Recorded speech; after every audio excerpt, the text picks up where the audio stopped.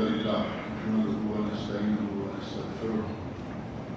ونعوذ بالله من شرور أنفسنا ومن سيئات أعمالنا من يهده الله فلا مضل له ومن يضلل فلا هادي له وأشهد أن لا إله إلا الله وحده لا شريك له وأشهد أن محمدا عبده ورسوله أما بعد فأعوذ بالله السميع العليم من الشيطان الرجيم إن الصلاة كانت على المؤمنين كتابا موقوتا. قرآن کریم سورۃ النساء آیت نمبر 103 میں نے آپ کے سامنے پڑھی ہے، جس میں اللہ رب العزت نے ارشاد فرمایا ہے إن الصلاة كانت على المؤمنين كتابا موقوتا، کہ نماز اہل ایمان پر مقررہ اوقات میں فرض کی گئی ہے، اور وہ مقررہ اوقات نمازوں کے لیے کون سے ہیں بات ابھی بعد میں آتی ہے، لیکن جیسا کہ گزشتہ درس میں ہم حیض، نفاس اور استحاضہ یہ 3 باتیں ذکر کر رہے تھے، جن میں سے حیض کے مسائل و احکام تقریباً قدر تفصیل کے ساتھ آپ کے سامنے آ گئے، اور دوسری چیز ہے نفاس. اور نفاس جیسا کہ ذکر کیا گیا ہے، یہ وہ خون ہے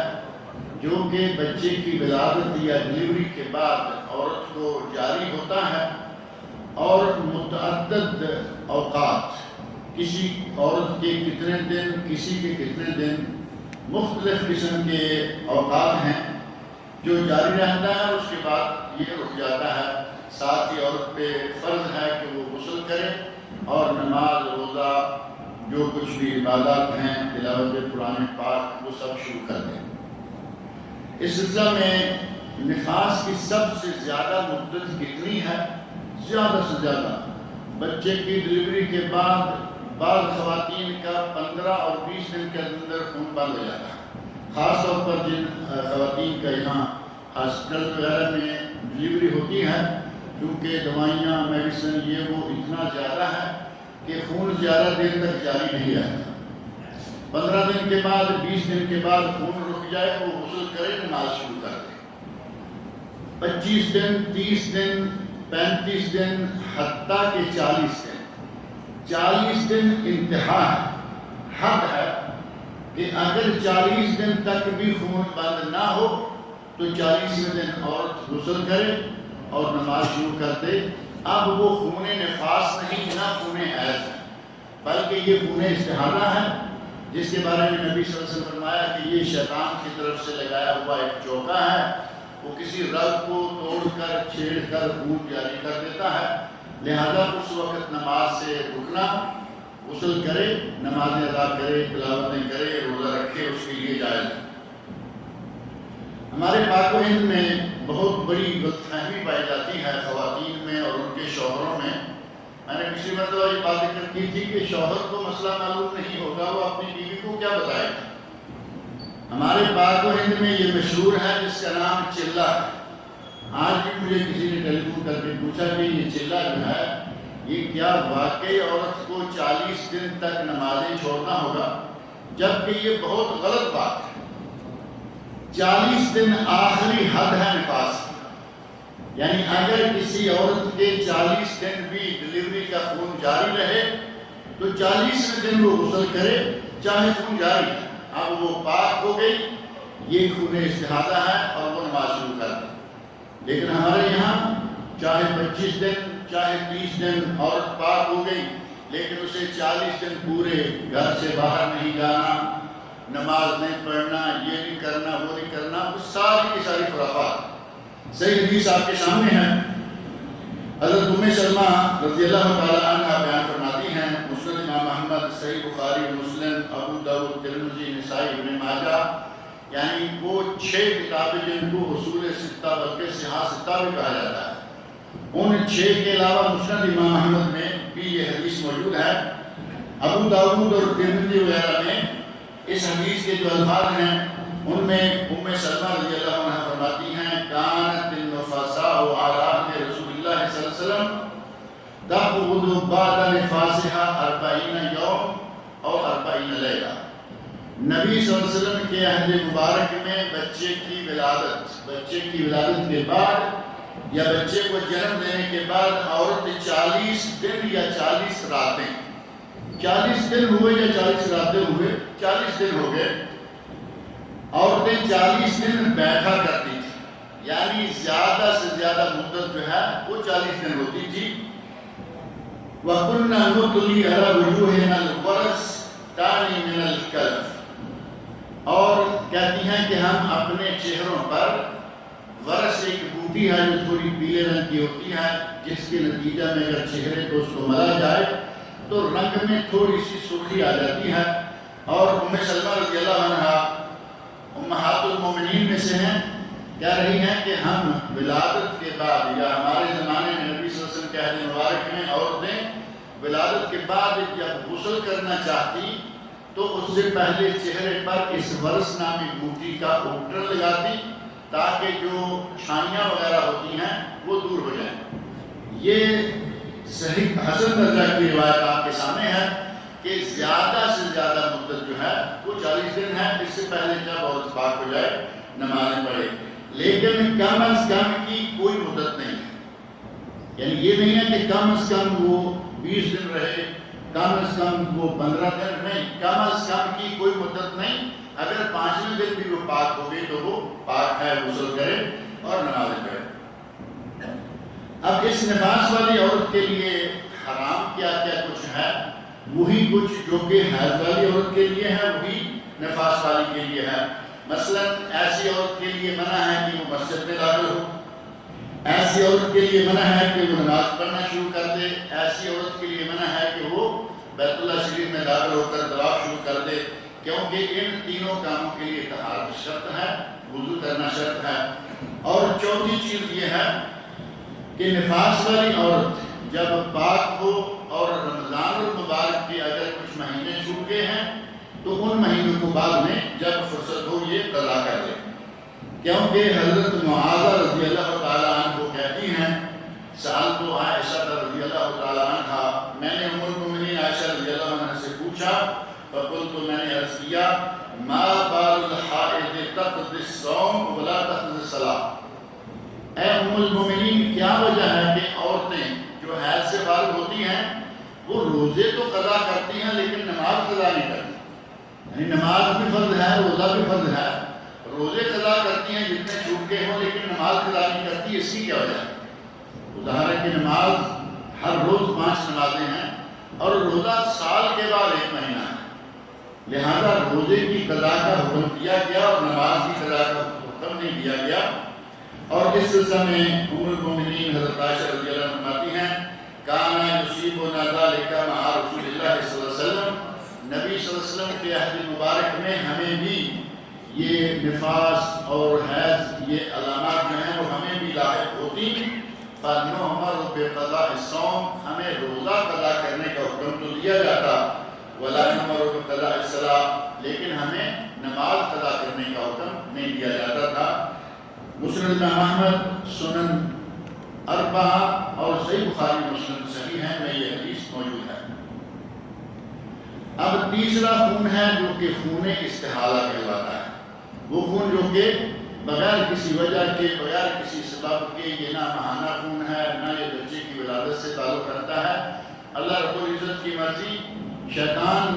جب اللہ کے حکم سے وہ چوکا مارتا ہے عورت کی کسی رگ کو زخمی کر دیتا ہے تو خون کا قطرہ جو ہے وہ جاری ہو جاتا ہے، یہ استحاضہ کہلواتا ہے۔ اس استحاضہ کا نہ حیض والا حکم ہے نہ نفاس والا، بلکہ طہارت والا حکم ہے۔ صرف بعض چیزیں ایسی ہیں کہ عام طاہر عورت کی نسبت اس میں وہ فرق ہے، اور وہ خاص طور پر ہے کہ یہ عورت ایک نماز کے لیے 1 مرتبہ وضو کرے، اس وضو سے دوسری نماز کے نہیں پڑھ سکتی، صرف اتنا سا فرق جو ہے وہ ہے۔ اس سلسلہ میں کہا گیا کہ یہ خون نکلتا ہے حیض سے پہلے، نفاس سے، حیض اور نفاس کے علاوہ، کبھی حیض سے پہلے شروع میں بھی خون موجود ہے اور کبھی نفاس کے بعد بھی موجود ہے، اس سے پہلے بھی موجود ہے۔ اگر تو ایسی شکل ہو کہ یہ خون بے وقت چونکہ آیا ہے، اگر بے وقت حیض سے پہلے ہے تو حیض شروع ہوتے ہی خون کا رنگ بدل جائے گا. یہ باقاعدہ حدیث موجود ہیں کہ حیض کا خون جو ہے وہ کالے رنگ کا ہے. گزشتہ درس میں یہ بات گزری ہے اور یہاں پھر سے حدیث موجود ہے جیسے ہی استحاضہ کا خون ختم ہو، خون کا رنگ گاڑھا کالا ہو جائے، وہ عورت سمجھے کہ یہ حیض کا خون ہے اور نماز چھوڑ دے. اس سلسلہ میں ایک حدیث ہے جو کہ حضرت عائشہ رضی اللہ عنہا سے ہی مروی ہے اور صحیح مسلم، ابو داؤد اور مسند امام احمد میں یہ حدیث موجود ہے. اس حدیث میں حضرت عائشہ رضی اللہ عنہ فرماتی ہیں رأیت، اور یہ حضرت ام حبیبہ جو کہ ان کی سوتن بھی ہیں، نبی اکرم صلی اللہ علیہ وسلم کی دوسری زوجہ محترمہ ہیں، جن کو یہ استحاضہ کی کا مرض جو ہے وہ لاحق تھا. کہتی ہیں ان ام حبیبہ سألت رسول اللہ صلی اللہ علیہ وسلم عن الدم. حضرت ام حبیبہ رضی اللہ عنہا اور حضرت زینب بنت جحش رضی اللہ عنہا یہ بھی نبی صلی اللہ علیہ وسلم کی بیوی ہیں، اور حضرت زینب بنت جحش رضی اللہ عنہا معروف ہے کہ وہ مستحاضہ عورتوں میں سے تھیں، ان کو استحاضہ رکھتا تھا. کہتی ہیں کہ نبی صلی اللہ علیہ وسلم سے حضرت ام حبیبہ نے سوال کیا کہ یہ خون کیا ہے. حضرت عائشہ رضی اللہ عنہا فرماتی ہیں کہ میں نے دیکھا کہ ان کا برتن خون سے بھرا ہوا ہے، یعنی کسی برتن میں بڑی جگہ میں بیٹھی یہ چیک کرنے کے لیے کہ خون کا رنگ کیا ہے، تو دیکھا کہ وہ خون سے بھرا ہوا ہے. فقال لها رسول اللہ صلی اللہ علیہ وسلم، نبی اکرم صلی اللہ علیہ وسلم نے انہیں حکم دیا امکثی، ابھی رکی رہو، قدر ما کانت تحبسک حیضتک، اتنے دن جتنے دن کہ تم حیض کی وجہ سے نماز سے رکی رہتی تھی. یعنی استحاضہ کا خون تو چل رہا ہے، جب تک حیض والے خون کا رنگ شروع نہ ہوگا تب تک اسی طرح رکی رہو. ثم اغتسلی وصلی، اور جب حیض کے خون کا رنگ شروع ہو جائے، حیض کا پیریڈ مکمل ہو جائے، ختم ہو جائے، تو اس کے بعد دوبارہ غسل کرو اور نماز شروع کر دو. یعنی پہلے نماز پڑھ رہی ہو، حیض کے خون کا رنگ شروع ہوا، نماز چھوڑ دو، وہ رنگ بدلا، دوبارہ غسل کرو اور نماز شروع کر دو. ایک ایسی دوشیزہ جو کہ بالغ ہو گئی ہے، اس کو خون شروع ہو گیا لیکن رکنے کا نام نہیں لے رہا، یعنی وہ مستحاضہ ہے. یہ خون اس کا نہ حیض کا ہے نہ نفاس کا ہے بلکہ استحاضے کا خون ہے. تو وہ عورت کیا کرے؟ اسے تو یہ معلوم نہیں کہ میرے اپنے دن کتنے ہیں، پہلے ہی خون شروع ہوا اور خون مسلسل شروع ہو گیا. تو اس کے بعد کہا گیا فالحیض هو الاسود المعروف، حیض کے دنوں کے لیے وہ دن جن دنوں میں خون کا رنگ کالا ہو اتنے دنوں کے لیے نماز سے رکی رہے. وغیرہ استحاضہ، اور باقی جتنے دن ہوں گے مہینہ میں سے وہ استحاضہ شمار ہوگا اور ان میں وہ نماز پڑھے گی. اور حدیث ہے سلسلہ میں حضرت فاطمہ بنت ابی حبیش رضی اللہ عنہا کی انہا کانت تستحاض، کہا جاتا ہے کہ ان کو استحاضہ رہتا تھا. فقال لها النبی صلی اللہ علیہ وسلم، ان سے مخاطب ہو کر نبی اکرم صلی اللہ علیہ وسلم نے ارشاد فرمایا اذا کان دم الحیض فانه دم اسود یعرف، حیض کا خون معروف ہے، وہ سیاہی مائل ہوتا ہے اور وہ جانا پہچانا ہے. فاذا کان ذلك فامسکی عن الصلاۃ، اگر وہ کالے رنگ کا خون ہو تو نماز سے رک جاؤ، گویا کہ وہ حیض ہے. فاذا کان الاخر، اور اگر رنگ بدل جائے، دوسرا خون شروع ہو گیا، فتوضئی وصلی، تو وضو کرو اور نماز پڑھو. فانما هو عرق، یہ رگ ہے جس کو کہ شیطان چھیڑ کر خون جاری کر دیتا ہے. اور یہ حدیث بھی صحیح ہے، ابو داؤد، نسائی، سنن کبریٰ بیہقی اور دارقطنی اور اسی طرح صحیح ابن حبان میں یہ حدیث موجود ہے. فَإِذَا بَلَغَتِ الْمُسْتَحَاضَةُ وَلَا تَسْتَحِي تَمِيزٌ، اب ایک لڑکی ہے، بالغ تو ہو چکی ہے لیکن اسے یہ معلوم نہیں کہ کون سے خون کا کیا رنگ ہوتا ہے اور کب حیض شروع ہوا، کب نفاس شروع ہوا. اب وہ عورت کیا کرے؟ اس کے بارے میں کہا گیا کہ وہ اپنے خاندان کی عورتوں پر توجہ دے، اپنی ماں سے پوچھے، اپنی نانی سے پوچھے، اپنی کوئی بہن بڑی ہے اس سے پوچھے، تاکہ اسے معلوم ہو کہ ہمارے خاندان میں کتنے دن حیض رہتا ہے. یعنی خاندان کی عورتوں کا تقریباً پیریڈ جو ہے وہ ایک جیسا ہی ہوگا. اپنے خاندان کی جو عام عادت ہے اس کے مطابق وہ عمل کرے. اس سلسلہ میں حضرت حمنہ بنت جحش رضی اللہ عنہا کی حدیث ہے جو کہ حسن درجہ کی ہے، اور حدیث کی متعدد کتابوں میں سے ابو داؤد، ترمذی، ابن ماجہ، دارقطنی، مستدرک امام حاکم، سنن کبریٰ بیہقی اور مسند امام احمد میں یہ حدیث موجود ہے۔ اس حدیث میں ہے انما ہی رکضۃ من رکضات شیطان، یہ جو مسلسل خون جاری ہے یہ شیطان کے چوکوں میں سے ایک چوکا ہے۔ فتحیض ستۃ ایام وسبع فی علم اللہ، اللہ کے علم کے مطابق 6 یا 7 دن آپ اپنا حیض شمار کرو، یعنی اپنے خاندان کی عورتوں سے پوچھ لو، اگر کوئی اور بات سمجھ میں نہیں آ رہی تو زیادہ سے زیادہ 6 یا 7 دن حیض کے خون کے شمار کرو، اور اس کے بعد ثم اغتسلی، پھر غسل کرو، حتی اذا رأیت انک قد طہرت واستنقیت فصلی 24 اور 23 لیلہ، 6 دن یا 7 دن آپ نے حیض کے شمار کر لیے، اس کے بعد 23 دن یا 24 دن بچیں گے، ان میں نماز پڑھو، وضو کرو، نماز پڑھو اور روزہ رکھو۔ فإن ذلك يجزيك، تمہارے لیے یہی کافی ہے۔ وكذلك فافعل في كل شهر كما تحيض النساء، اسی طرح ہر مہینے کرو جیسا کہ دوسری عورتیں کرتی ہیں،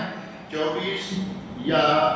23 دن، یعنی 7 دن حیض کے یا 6 دن حیض کے، باقی 23 یا 24 دن جو ہیں 30 دن میں سے وہ نماز روزہ تمہارا جاری رہے گا، اور جس طرح دوسری عورتیں حیض سے ہوتی ہیں تم اپنا حیض شمار کرو۔ وَكَمَا يَطْهُرْنَ لِمِيقَاتِ حَيْضِهِنَّ وَطُهْرِهِنَّ، اور جس طرح وہ اپنے حیض اور طہر کے ایام شمار کرتی ہیں اسی طرح تم بھی اپنے حیض اور نفاس کے ایام شمار کر لیا کرو۔ تو اس کا معنی یہ ہوا کہ وہ عورت جو کہ مستحاضہ ہے 6 یا 7 دن نماز چھوڑے اور باقی 23 یا 24 دن نماز پڑھے، اور مستحاضہ عورت کے لیے ضروری ہے کہ وہ ہر نماز کے لیے وضو کرے، اس کا ایک وضو 2 نمازوں کے لیے کافی نہیں ہوگا، یعنی ظہر کو وضو کیا، اس وضو کے ساتھ وہ اب عصر کی نماز نہیں پڑھ سکتی۔ عام عورت کے لیے ہے کہ عصر پڑھے، مغرب پڑھے، عشاء تک پڑھ لے، لیکن مستحاضہ کو ہر نماز کے لیے وضو کرنا ہوگا۔ البتہ یہ واجب ہے کہ وضو ہر نماز کے لیے کرے، اور اگر ہر نماز کے لیے غسل کر لے تو یہ مستحب ہے، یہ نبی اکرم صلی اللہ علیہ وسلم کا حکم ہے، لیکن ہر نماز کے لیے غسل کرنا ظاہر ہے کہ گرمی وغیرہ کا موسم ہے تو آسان بھی رہے، سردیوں میں ظاہر ہے کہ 5 مرتبہ ایک دن میں غسل کرنا بہت مشکل ہو جائے گا، لہذا کہا گیا کہ عورت اگر ہر نماز کے لیے وضو کرتی ہے تو یہ اس کے لیے کافی ہے اور ضروری ہے۔ البتہ اس کے لیے سنت یہ ہے کہ وہ ہر نماز کے لیے غسل کر لے، جیسا کہ حضرت اسماء بنت امیس رضی اللہ عنہ کی حدیث پہلے ذکر کی جا چکی ہے۔ اور اس مستحاضہ عورت پر کوئی چیز بھی حرام نہیں ہے جو کہ حیض والی عورتوں پر حرام ہوگی، نماز پڑھنا، روزہ رکھنا، مسجد میں داخل ہونا، طواف کرنا، اس کے لیے کوئی چیز منع نہیں ہے، سوائے صرف اتنا فرق عام عورت کی نسبت اس عورت کا یہ فرق ہے کہ یہ 2 نمازیں ایک وضو کے ساتھ نہیں پڑھ سکتی، لیکن اگر مغرب و عشاء بارش کی وجہ سے جمع کی گئی، ایک ہی وقت میں 2 نمازیں پڑھی گئی، یہ دونوں پڑھ سکتی ہیں۔ اب یہ نہیں کہ یہ جا کے دوسری نماز کے لیے وضو کر، 2 وقتوں کی نمازیں 2 وقتوں میں اگر پڑھی جائیں تو مغرب کا کیا ہوا وضو عشاء کے لیے اسے کافی نہیں ہوگا، ظہر کا کیا ہوا وضو اس کے لیے عصر کے لیے کافی نہیں ہوگا، لیکن اگر کسی وجہ سے 2 نمازیں اکٹھی پڑھی جائیں گی تو ان دونوں کو یہ ایک وضو کے ساتھ ادا کر سکتی ہیں۔ جہاں تک تعلق ہے نمازوں کے اوقات کا، اب یہ طہارت کے مسائل جو ہیں وہ یہاں ختم ہو جاتے ہیں، غسل، تیمم، وضو اور حیض، نفاس، استحاضہ، یہ سارے مسائل جو ہیں الحمدللہ مکمل ہو گئے ہیں۔ اب ہے نمازوں کے اوقات کیا کیا ہیں، کن کن اوقات میں نماز پڑھی جائے گی۔ بات تو بڑی معروف ہے کہ ہماری اذان ہوتی ہے، ہمیں پتہ چل جاتا ہے کہ ظہر کی اذان ہوئی، عصر کی ہوئی، مغرب کی ہوئی، عشاء کی ہوئی، لیکن اب بھی ممکن ہے کہ آپ ذرا کہیں ایسی جگہ پر ہیں جہاں اذان کی آواز سنی نہیں جا سکتی، آپ ایسی جگہ ہیں جہاں اذانیں ہوتی نہیں۔ اللہ رب العزت کا بڑا احسان ہے، ہم یہاں ان ملکوں میں رہتے ہیں، موقع موقع قدم قدم پر مسجد، یہ جامع مسجد، یہ نماز بنیانہ کی مسجد، ایک وقت میں ایک نماز کے لیے چاروں طرف سے اذانوں کی آوازیں آنا شروع ہو جاتی ہیں۔ ان لوگوں سے پوچھو جو ترس جاتے ہیں کہ کبھی اذان کی آواز سنیں اور ان کو سننے کو نہیں ملتی۔ یہ یورپ وغیرہ کے جتنے کافروں کے ملک ہیں ان میں مسجدیں ہیں، مختلف دور پار علاقوں میں لوگوں نے، کسی نے فلیٹ میں، کسی نے گھر میں، کسی نے کہیں جگہ بنا رکھی ہے، اور جس طرح یہاں کھلا مسجدیں، اسپیکر لگے ہوئے ہیں، اسپیکر کھلے ہوئے ہیں اور دور دور تک آوازیں جا رہی ہیں، ان ملکوں میں یہ معاملہ نہیں ہے۔ سننے میں آتا رہتا ہے کہ کان ترس جاتے ہیں کہ کبھی کہیں سے اذان کی آواز آئے، نہیں ملتی۔ اگر ایسے علاقوں میں آپ ہوں گے تو اس وقت نمازوں کو کب کب پڑھنا، کیسے پڑھنا ہے، وہ معاملہ ہمارے سامنے حدیث رسول صلی اللہ علیہ وسلم میں موجود ہے۔ اوقات صرف ایک حدیث سے پڑھ لیتے ہیں۔ حضرت جابر بن عبداللہ رضی اللہ عنہ نبی اکرم صلی اللہ علیہ وسلم کے صحابی ہیں، اور انہوں نے یہ جو حدیث بیان کی ہے مسند امام احمد، ترمذی، نسائی، دارقطنی، مستدرک حاکم، سنن کبری بیہقی، ان سب کتابوں میں حدیث موجود ہے۔ اور امام ترمذی رحمۃ اللہ علیہ نے اس حدیث کو ذکر کر کے کہا کہ میں نے اپنے استاد امام بخاری رحمۃ اللہ علیہ سے پوچھا تو انہوں نے کہا کہ اوقات نماز کے بارے میں پورا ذخیرہ حدیث میں سب سے صحیح ترین حدیث یہ تھی، یعنی اوقات نماز بیان کرنے کے لیے صحیح ترین اور مکمل ترین حدیث جو ہے وہ یہی ہے۔ اصح شیء فی المواقیت حدیث جابر، اوقات نماز کے سلسلہ میں صحیح ترین حدیث جابر رضی اللہ عنہ کی حدیث کہتے ہیں کہ حضرت ابراہیم علیہ السلام نبی اکرم صلی اللہ علیہ وسلم کی خدمت میں حاضر ہوئے، یعلمہ مواقیت الصلاۃ، آپ کو نمازوں کے اوقات سکھلانے کے لیے آئے۔ حضرت ابراہیم علیہ السلام آگے کھڑے ہو گئے، نبی اکرم صلی اللہ علیہ وسلم ان کے پیچھے کھڑے ہو گئے، اور صحابہ کرام رضی اللہ عنہم نبی اکرم صلی اللہ علیہ وسلم کے پیچھے کھڑے ہو گئے۔ گویا کہ جماعت کرانے کا جیسے انداز ہے وہ شروع کیا۔ وصل الظہر حین زالت الشمس، پہلے دن، یہ 2 دن جبرائیل علیہ السلام نے نبی اکرم صلی اللہ علیہ وسلم کو نماز کے اوقات بتائے۔ پہلے دن آئے، جماعت کی شکل قائم ہوئی، ظہر کی نماز اس وقت پڑھی حین زالت الشمس، جب سورج سر سے ڈھل گیا، سورج سر سے ڈھل گیا، نماز ظہر ادا فرمایا۔ وَأَتَاهُ حِينَ كَانَ الظِّلُّ مِثْلَ الشَّمْسِ، دوسری مرتبہ آئے جبکہ ایک آدمی کا سایہ اس کے طول کے برابر ہو جائے۔ 5 یا 6 فٹ کا آدمی ہے، اگر اس کا سایہ 6 فٹ ہو جائے تو اس وقت وہ دوبارہ تشریف لائے، اور اس وقت صنع کما صنع، انہوں نے پہلے کی طرح ہی کیا، نماز پڑھی، آگے بڑھے، رسول اللہ صلی اللہ علیہ وسلم پیچھے کھڑے ہو گئے، اور لوگ نبی اکرم صلی اللہ علیہ وسلم کے پیچھے صف باندھ کے کھڑے ہو گئے، تو انہوں نے عصر کی نماز پڑھی۔ عصر کی نماز کا وقت آغاز کب ہوا؟ جب کسی چیز کا سایہ اس کے برابر ہو جائے، یعنی 5 فٹ کی چیز کھڑی کریں، اگر اس کا سایہ 5 فٹ ہو گیا تو عصر کی نماز کا وقت ہو گیا۔ پھر اس وقت آئے جب کہ سورج غروب ہو گیا،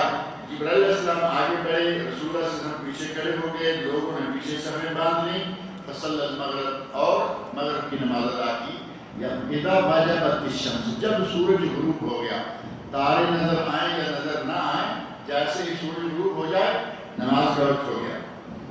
ثم اتاہ حین غاب الشمس، پھر وہ جبرائیل علیہ السلام آئے جبکہ شفق غائب ہو گئے، سورج غروب ہونے کے بعد، سورج مغرب میں غروب ہوتا ہے، مشرق کی طرف کچھ سرخ رنگ جو ہے وہ پونا گھنٹہ کم بیش رہتا ہے یا 1 گھنٹہ، جب وہ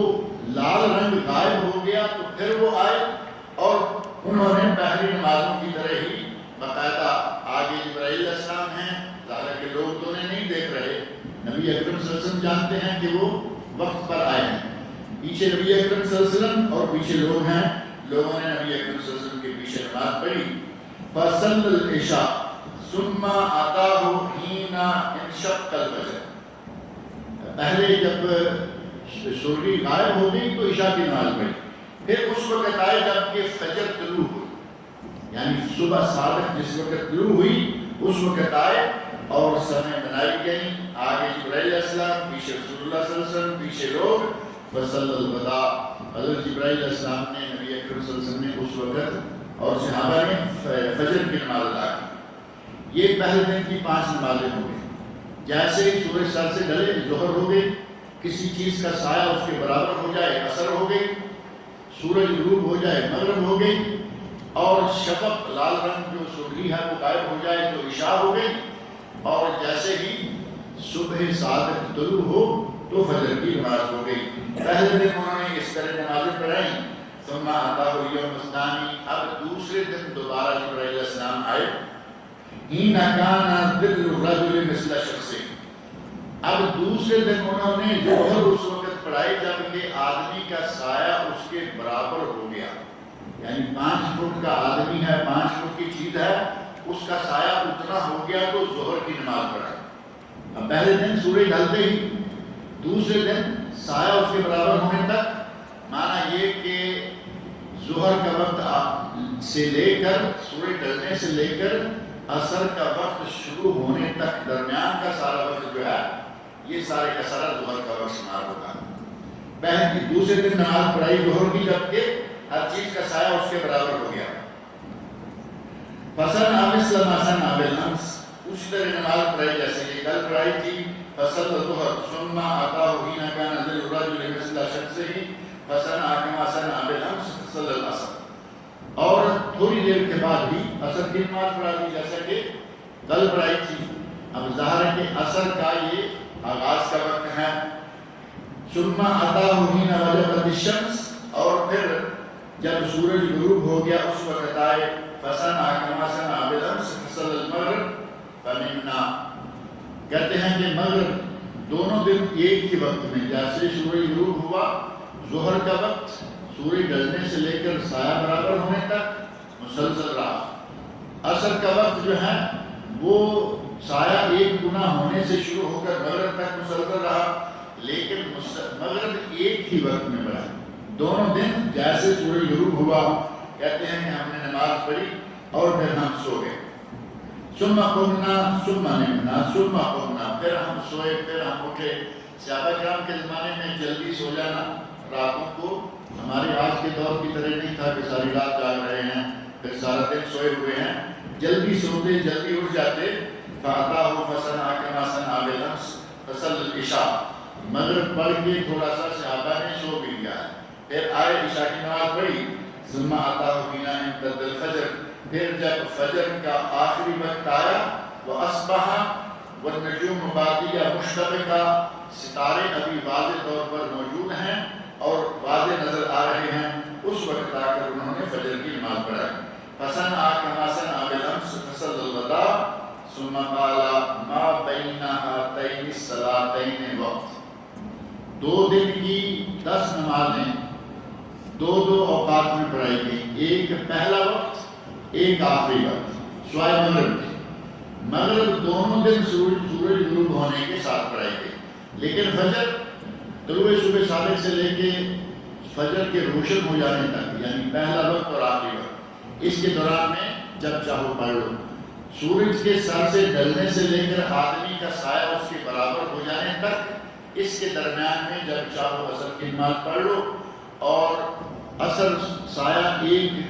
مثل ہو جانے سے لے کر سورج غروب ہونے تک، سورج غروب ہونے سے پہلے جب چاہیں عصر کی نماز پڑھ لیں۔ یہ اوقات نبی اکرم صلی اللہ علیہ وسلم کو حضرت جبرائیل امین علیہ السلام سکھلا کر گئے، اور ان میں سے الاوقات الاولیٰ جو کہ اللہ رب العزت کو بہت پسند ہیں، اور نبی اکرم صلی اللہ علیہ وسلم نے ارشاد فرمایا کہ افضل ترین اعمال یہ ہیں کہ آدمی اول وقت میں نماز پڑھے۔ سورج ڈھلتے ہی اول وقت شروع ہو گیا، آدمی کام لگا ہوا ہے، کسی اور جگہ مشغول ہے، کرتے کرتے اپنا سایہ جب اپنے برابر ہونے لگا، یعنی عصر کا وقت داخل ہونے لگا، اس وقت تو نماز پڑھے گا، نماز ہو جائے گی، لیکن یہ افضل عمل نہیں ہے، کیونکہ اس میں نماز کو ضرورت مند آدمی کے لیے، مجبور آدمی کے لیے یہ اوقات ہیں۔ جو آدمی ضرورت مند نہیں، کوئی مجبوری نہیں، کوئی حالت نہیں، اسے چاہیے کہ اول وقت میں 5 نمازیں ادا کرے۔ اللہ رب العزت مجھے اور آپ سب لوگوں کو بر وقت نمازیں ادا کرنے کی توفیق عطا۔ کہتے ہیں کہ مسافر مقیم کے پیچھے نماز قصر کرے گا یا پوری نماز پڑھے گا؟ پہلی بات یہ ہے کہ اگر ایک مسافر ہے، اسے یہ معلوم ہے کہ میں اس کے پیچھے نماز پڑھنے لگا ہوں، یہ مقیم ہے، تو اس کے لیے ضروری ہے کہ وہ پوری نماز ادا کرے۔ اب اگر اس نے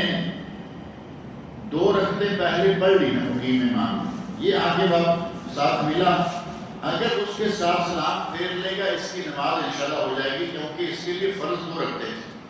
لیکن اگر اس نے ابھی نماز شروع کی اور یہ کہے کہ میں 2 رکعتیں پڑھ کے سلام پھیر لوں گا، امام بھی باقی 2 پڑھنے والا ہے، امام تیسرے کے لیے اٹھا یہ بیٹھا رہے گا، یہ ساری صورتیں نظر آتی رہتی ہیں، لوگ کرتے رہتے ہیں، امام کھڑا ہے مقتدی بیٹھا ہوا ہے، جبکہ صحیح بخاری شریف میں حدیث ہے انما جعل الامام لیؤتم بہ، امام اقتداء کرنے کے لیے بنایا گیا ہے، اس لیے نہیں کہ امام کھڑا ہو تم بیٹھے ہوئے ہو، امام کھڑا ہے اس کے ساتھ کھڑے ہو جاؤ، اس نے 4 پڑھنی ہے 4 پڑھو، اور اگر 2 پڑھ چکا ہے آپ اتفاق سے اس وقت آئے جبکہ 2 باقی ہیں، آپ نے 2 کی نیت کر لی، اس کے ساتھ سلام پھیر لیا، نماز ہو جائے گی، لیکن یہ افضل عمل نہیں ہے۔ افضل تب بھی یہ ہے کہ آپ اس کے ساتھ 4 ہی کی نیت کر کے پڑھیں، کیونکہ وہ مقیم امام ہے۔ مسافر کسی جگہ چند روز کے لیے قیام کرے تو قصر نماز کیسے پڑھے، جبکہ مسجد میں ہر دفعہ مقیم لوگ، اب ضروری نہیں ہے کہ وہ قصر کرے، قصر کرنا فرض نہیں، اگر اسے قصر کا موقع مل جائے تو اولا یہ ہے کہ قصر کرے، لیکن اگر اسے قصر کا موقع نہیں مل رہا، امام مقیم ہے، اس کے ساتھ آ کے فرائض ادا کرے، اور چونکہ مسافر کے لیے سنتیں نہیں ہیں سوائے فجر کی 2 سنتوں میں، وطر پڑھے تہجد پڑھے، باقی سنتیں چھوڑ دے، وہ قصر بھی کر گیا اور باجماعت امام کے ساتھ اس نے نماز بھی ادا کر لی، یہ ممکن ہے، اس میں کوئی ناممکنات والی ایسی چیز نہیں ہے۔ کرسی پر بیٹھ کر نماز پڑھنے کا صحیح طریقہ کیا ہے؟ کرسی پر بیٹھ کر نماز پڑھنے کا صحیح طریقہ یہی ہے کہ کرسی کو صف میں ایسی جگہ رکھیں کہ جب آپ کھڑے ہیں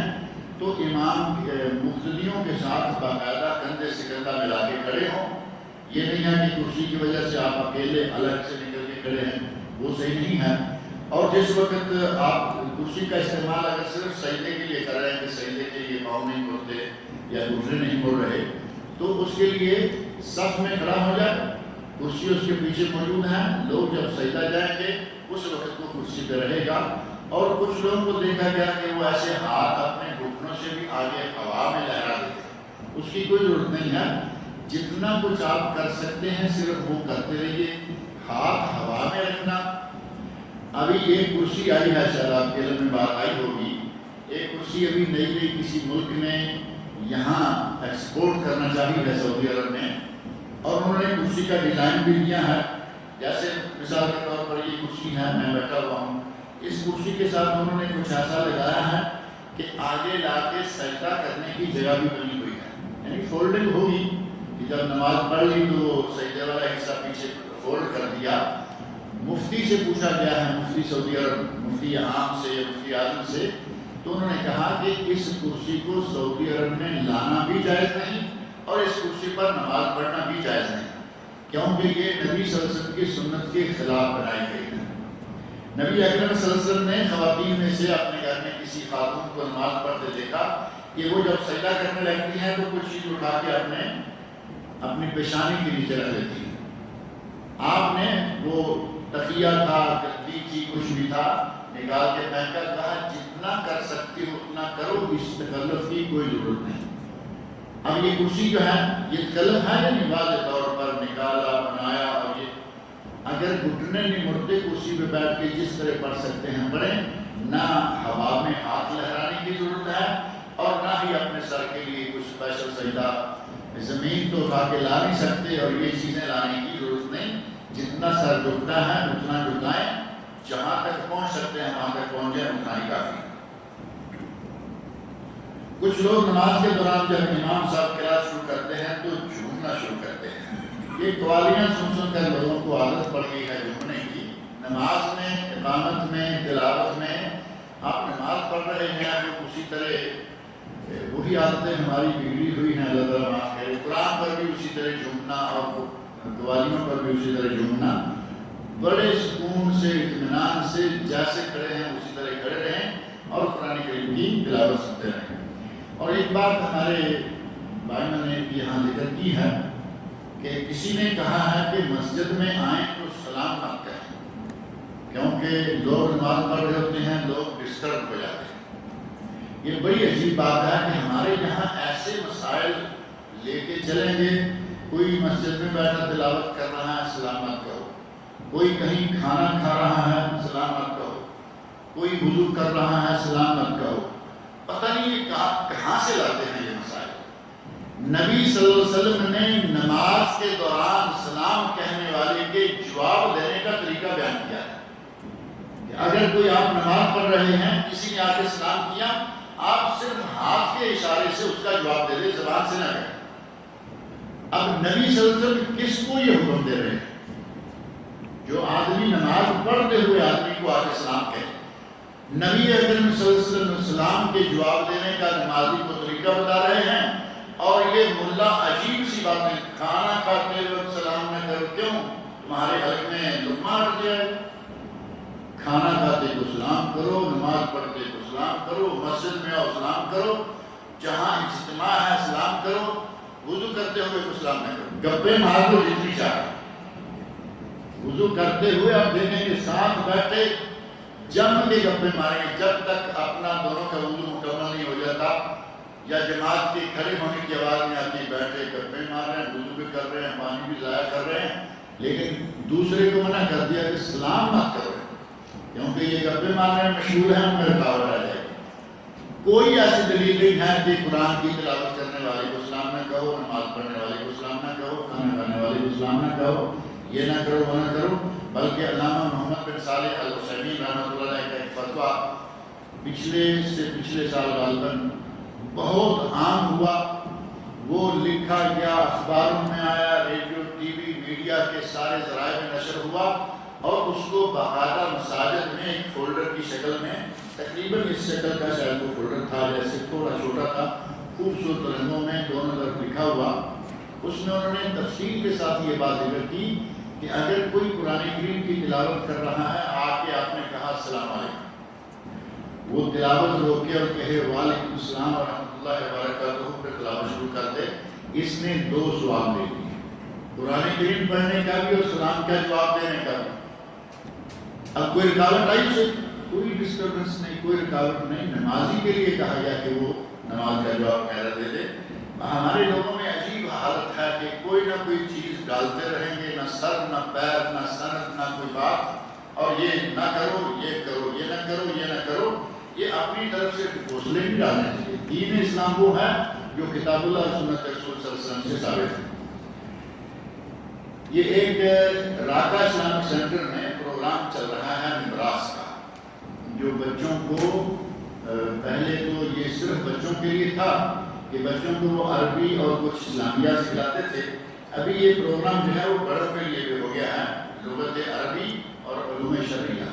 یہ دونوں چیزیں سکھلائی جا رہی ہیں۔ بچے پڑھیں، بچوں کے والدین بھی پڑھنا چاہیں تو وہ پڑھ سکتے ہیں۔ یہ جو اشتہار پڑھا تھا پچھلے دنوں، یہ اس کی مدت بظاہر ختم ہو گئی ہے، لیکن ابھی بتایا گیا ہے، خان صاحب کہہ رہے ہیں کہ انہوں نے کہا کہ اگر کوئی رجسٹریشن کرانا چاہے تو آج بھی کروا سکتا ہے، اسی کے تحت موجود ہے۔ اللہ رب العزت مجھے اور آپ سب لوگوں کو شکرات گزر گئی ہے، یہاں گزر گئی ہے الحمدللہ خیر سے، نہ موم بتیاں نہ نمازیں نہ ادھر یہ اور وہ۔ پاکستان انڈیا میں جو کچھ ہو رہا ہے کسی صحیح حدیث سے وہ ثابت نہیں ہے۔ ویسے عبادت کرنے سے کوئی نہیں روکتا، اکیلے اگر کوئی آدمی عبادت کر لیتا ہے جائز ہے، کوئی رکاوٹ نہیں۔ منع یہ ہے کہ ایک آدمی باقاعدہ جماعت کروائے اس رات کے لیے، اس رات کے لیے جماعت کروانا اور کوئی مخصوص عمل جو ہے وہ ثابت نہیں ہے۔ لہذا مخصوص اعمال، مخصوص نمازوں کی بجائے عام طور پر جو تلاوت کرتے ہیں تلاوت کریں، رات کو تہجد پڑھتے ہیں تہجد پڑھیں، رات کو نوافل ادا کرتے ہیں نوافل ادا کریں، اس میں کوئی منع والی بات نہیں۔ سر ایک مقیم اور ایک البتہ حلوہ جو خاص طور پر پکایا جاتا ہے مزیدار چیز ہے،